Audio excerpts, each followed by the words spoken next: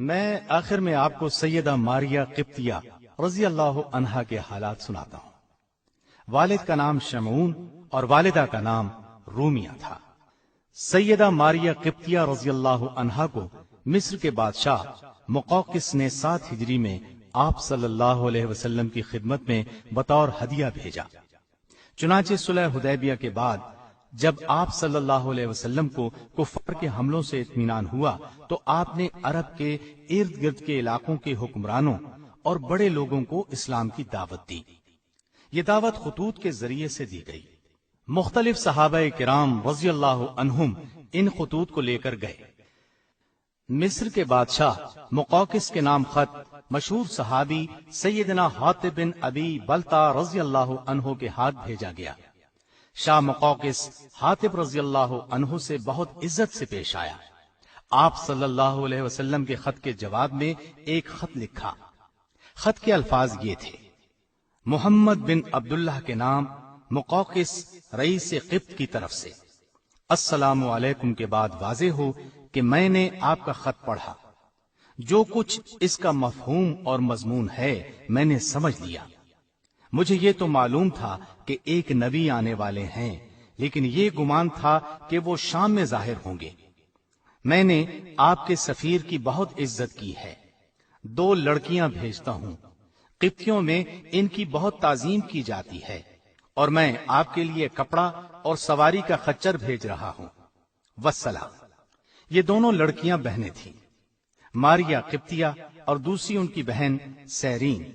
شاہ مقوقس نے ان کے ساتھ 1000 مسقال سونا، سفید کپڑے کے 20 عمدہ جوڑے اور آپ صلی اللہ علیہ وسلم کی سواری کے لیے دلدل نامی گھوڑا، بہترین نسل کا ایک خچر اور ایک وفادار خادم بھی پیش خدمت کیا تھا۔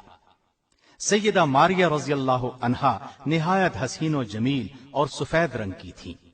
آپ صلی اللہ علیہ وسلم نے انہیں بالا خانے میں ٹھہرایا۔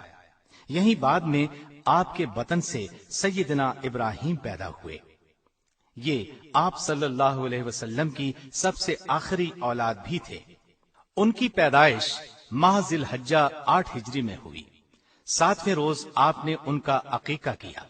عقیقے میں 2 مینڈھے ذبح کیے، سر منڈوا دیا گیا، بالوں کے بدلے چاندی تول کر صدقہ کی گئی اور بال زمین میں دفنا دیے گئے۔ ان کا نام آپ نے اپنے جد امجد سیدنا ابراہیم علیہ السلام کے نام پر ابراہیم رکھا۔ ابراہیم بہت خوبصورت اور تندرست تھے۔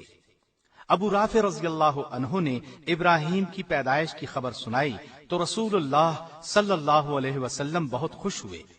ابو رافع کو انعام میں ایک غلام دیا۔ آپ صلی اللہ علیہ وسلم ابراہیم کو گود میں کھلاتے اور پیار کرتے۔ عرب کے قاعدے کے مطابق ابراہیم کو ایک دائیا بنت منذر انصاری کے حوالے کیا گیا تاکہ وہ انہیں دودھ پلائیں۔ ابراہیم ابھی 17 یا 18 ماہ کے ہوئے تھے کہ ان کا انتقال ہو گیا۔ انہوں نے آپ صلی اللہ علیہ وسلم کے ہاتھوں میں جان دے دی۔ اس پر نبی کریم صلی اللہ علیہ وسلم کی آنکھوں میں آنسو جاری ہو گئے۔ آپ نے اس موقع پر فرمایا: اللہ کی قسم ابراہیم، ہم تمہاری موت سے نہایت غمگین ہیں۔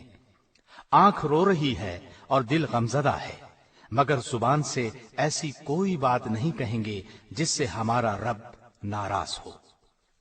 جس روز سیدنا ابراہیم رضی اللہ عنہ کا انتقال ہوا، اتفاق سے اسی روز سورج کو گرہن لگ گیا۔ اس زمانے میں لوگوں کا یہ اعتقاد تھا کہ سورج اور چاند کو گرہن کسی بڑے آدمی کی موت سے لگتا ہے۔ اس اعتقاد کے تحت مدینے کے مسلمان بھی یہ کہنے لگے کہ سورج کو گرہن نبی صلی اللہ علیہ وسلم کے صاحبزادے کے انتقال کی وجہ سے لگا ہے۔ یہ بات آپ صلی اللہ علیہ وسلم کے علم میں آئی تو آپ نے ناپسندیدگی ظاہر کرتے ہوئے فرمایا: سورج اور چاند کو کسی انسان کی موت سے گرہن نہیں لگتا، بلکہ وہ اللہ تعالی کی نشانیوں میں سے ایک نشانی ہے۔